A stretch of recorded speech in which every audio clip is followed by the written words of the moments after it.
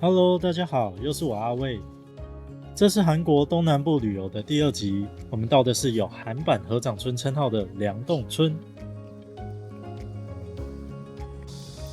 前方是我们的导游还有团员，你没有听错，我们跑去跟团了。本来是计划搭巴士来庆州自由行，但我们意外发现 KKday 上有一个跟原本规划几乎一模一样的行程，就直接报名参加了。除了第一站这里梁洞村是我们原本没有计划要来的，影片中介绍的其他地方都可以自由行的方式轻松到达哦。话说查了才发现，第一站的梁洞村也是世界文化遗产呢，是超过500年历史的传统韩屋村哦。远拍真的蛮漂亮的，这个村落的时间好像定格在了很久以前。同时这也是活的遗产哦，还有居民在这个村落里继续生活着。山腰处还有山下，据说是以前的下人以及旁系的亲族居住的地方。最高处的地方就是贵族人家的宅邸。原来500年前的韩国大户人家长这个样子啊。据说居高临下是为了看整个村子的人在干嘛。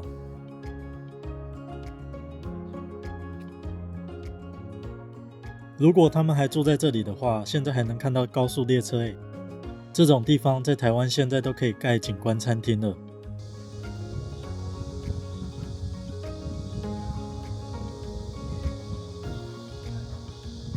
传统的韩屋都会有这种架高的设计，可以防蛇虫，还可以有通风及地热系统。书房好凉爽啊，通风真的很好。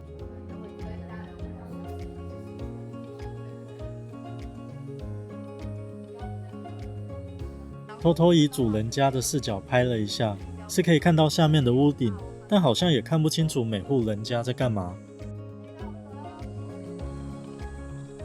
现在感觉起来就是一个很宁静的小村庄。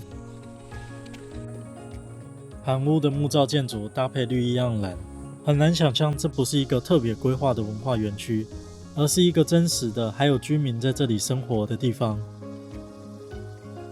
据说接近春天的时候来，还会看到他们在腌泡菜，到处都有种辣椒，韩国人真的很爱吃辣。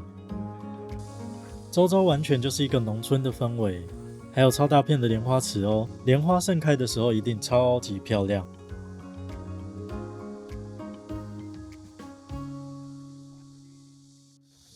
除了梁洞村以外，庆州的其他景点都非常的集中。这里是庆州重头戏之一的佛国寺，是在1200多年前建立的超级古迹哦，也是韩国第一批列入世界文化遗产的寺庙，可见它的地位有多高啊！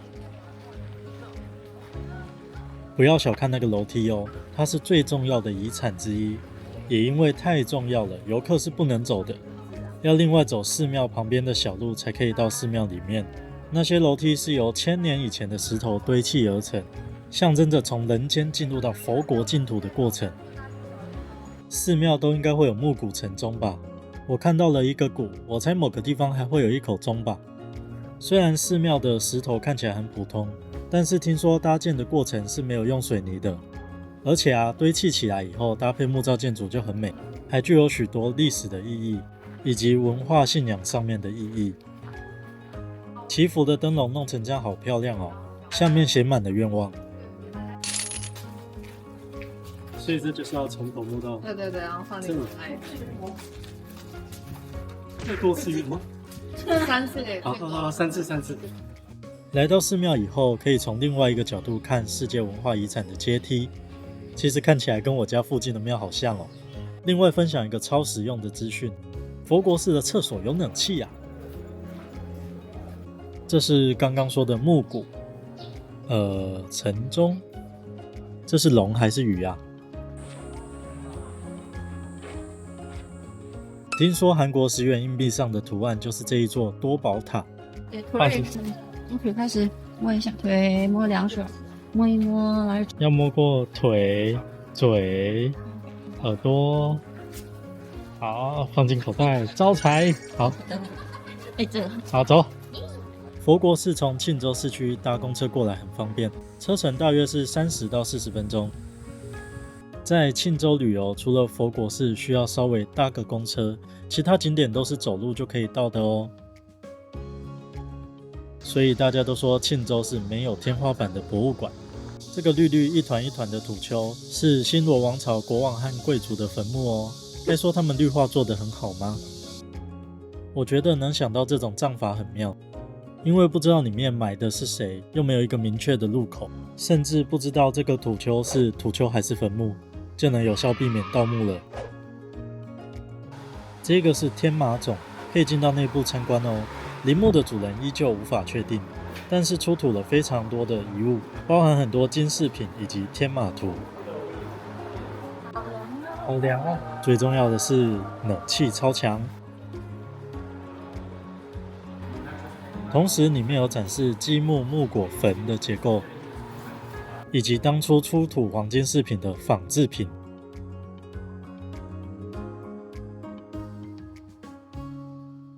如果不特别说它的历史意义，大明院就是个明亮开阔、有很多小土丘的公园呢。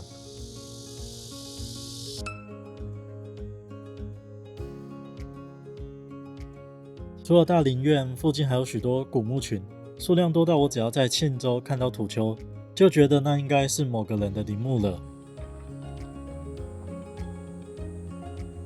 从大林院继续往深处走，还可以看到占星台、半月城之类的古遗址，一日游的话真的逛不完啊。从大林院出来以后，不到5分钟就可以到黄里团路了。题外话，黄里团路的对面就是金关冢，还真的是庆州随便一土丘，爬上去都是别人的坟头啊。黄里团路是庆州最潮的韩屋老街，真的非常的观光化，也很适合观光客。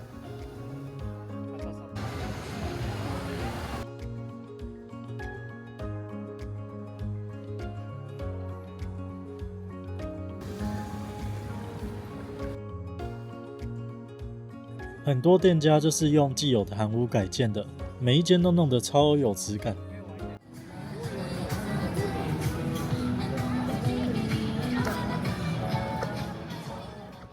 如果觉得主街人太多，随便一条小巷子拍照起来都非常的有味道哦。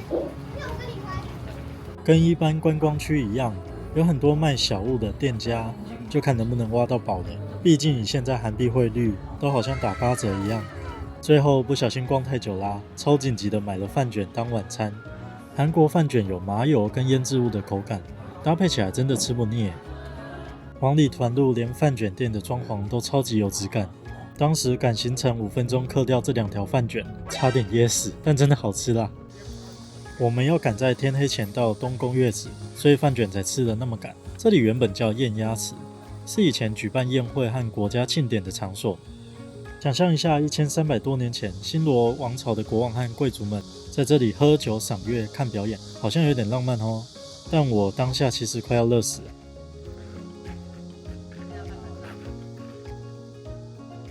宴鸭池旁边还有一大片的花园，搭配日落前的余晖，好像有点壮观。日落后，城墙边开始点灯，随着月色渐浓，越来越漂亮。天空还没有全暗时，还可以看到周围景色的倒影，真的是美呆了。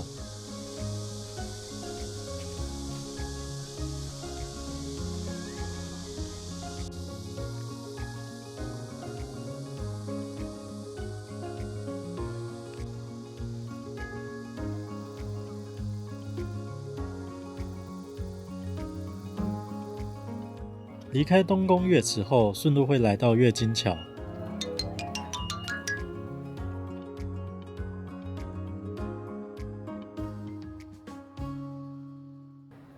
月津桥是新罗时代建造的，现在看到的是最近修复的版本，是韩国国内最大的木造桥哦。